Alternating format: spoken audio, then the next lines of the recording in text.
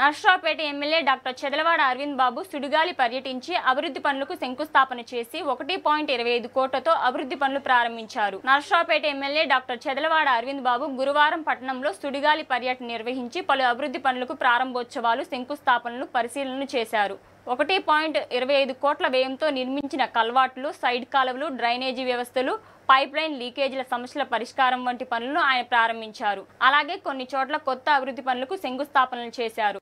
31వ వార్డులో current office సమీపంలో Sindhu school వద్ద 33 లక్షలతో నిర్మించిన ఆర్టీసీ కల్వాట్ను ఎమ్మెల్యే ప్రారంభించారు. స్థానికుల రాకపోకల సౌకర్యార్థం నర్సరావుపేట మున్సిపాలిటీ ఈ కల్వాట్ను అదేవిధంగా కేఎస్ఆర్ కళ్యాణ మండపం ఎదురుగా దొడ్ల డైరీ సమీపంలో నిర్మించిన డ్రైనేజీ పనులను ఆయన ప్రారంభించి మిట్టా బజార్ ఎదురుగా డ్రైనేజీ లీకేజీ పరిశీలన చేశారు. డ్రైనేజీ లీకేజీ సమస్యలను ఎమ్మెల్యే స్వయంగా పరిశీలించి తక్షణ చర్యలు తీసుకోవాలని అధికారులను ఆదేశించారు.